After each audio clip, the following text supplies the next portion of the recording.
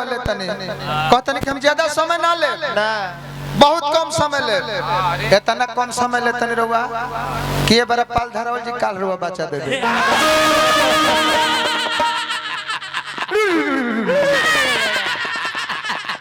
लइका बनी रौरा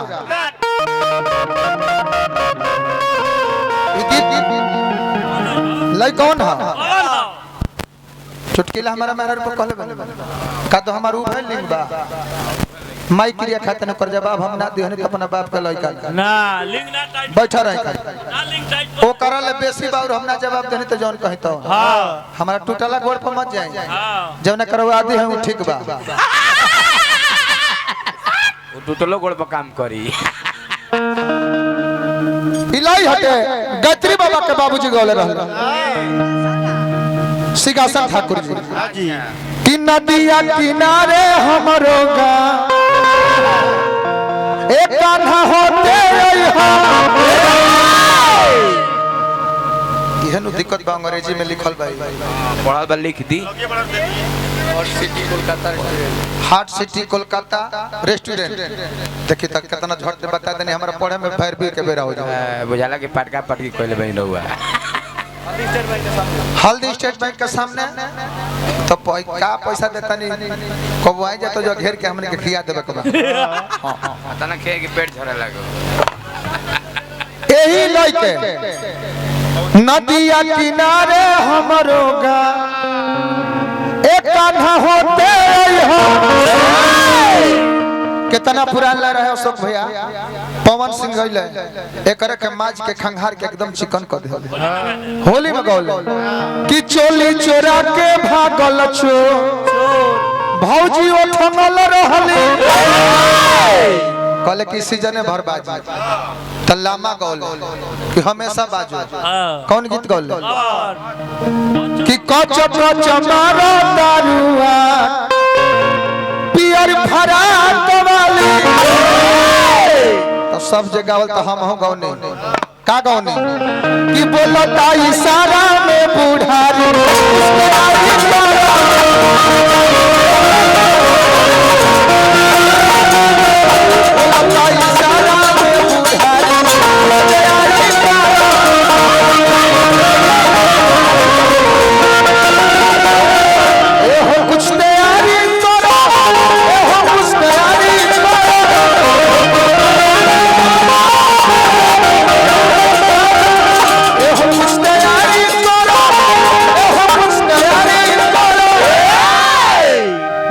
धनंजय कुंवर प्रधान जी पुनः एक पाजा पुरस्कार दिल बनी हार्दिक हार्दिक अभिनंदन जय जयकार बा अब कही आई समझदारी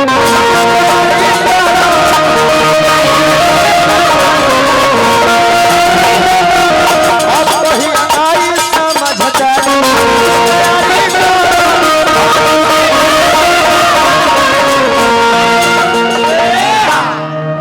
आनंद उपाध्याय पहलवान जी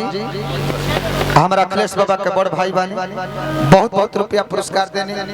एगो आर्मी में और भाई भाई बड़न जी कहां बनी हार्दिक हार्दिक प्रणाम जय जयकार करो अब रे वाला लइका ने कि सुदर्शन भैया आगे पीछे बार और पाक गल केतना झर गइल काठी से बैठल छोड़ा गोली गला अब पूजा करो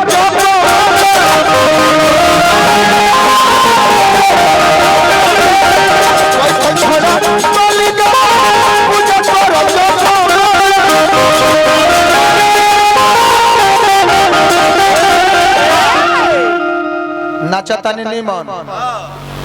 बाकी डरे से ठीक नहीं है धोती पहन के नाचतानी त अच्छा नहीं खेला लागत एगो काम करी एगो लहंगा चोली सिवाली पटुआ के केस लगाली डांड पले नहीं खे तो दुगो अमरूदियो लगाली लोग जाने की शुरुआत होता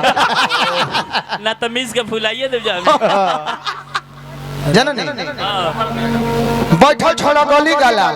अब पूजा करो जप माला फिर हमरा धनंजय कुंवर प्रधान जी के माध्यम से पुरस्कार मिलल। हार्दिक हार्दिक अभिनंदन, जय जयकार बा। सीताराम अवध बिहारी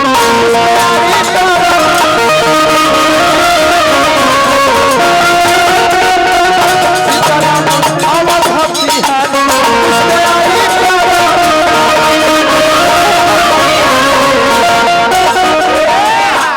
दीपक प्रजापति जी सुजुकी के मालिक बने, आप पुरस्कार दिले बानी। हमारा जीवित प्रधान जी हमरा के पुरस्कार भेजले बानी। हार्दिक हार्दिक अभिनंदन, जय जयकार बार बार। शैलेंद्र उपाध्याय जी जिला पंचायत सदस्य बानी, आई पुरस्कार देता नहीं। संतोष भैया हमार हास नगर नई बस्ती, आप पहलवान उपाध्याय जी पुरस्कार देता नहीं। आप प्रधान पद के प्रत्याशी बने, जाई विजयी हो। मैं जीत जाई रहू जाई रे रोटवे ना बोली गिर जाई तब का। और बात बहुत भइले बेटा नाती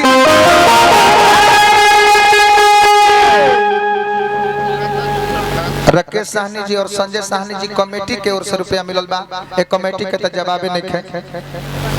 बहुत सुंदर। जीवित प्रधान डोकटी दलन छपरा के माध्यम से पुरस्कार बा। जीवित प्रधान जी के हार्दिक अभिनंदन। बहुत भइले बेटा नाती अन्नत जुटल भाती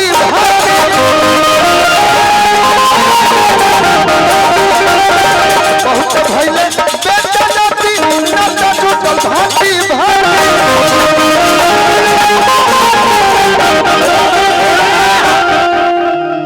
दुनिया में सबसे बड़ धन का बा मालिक? का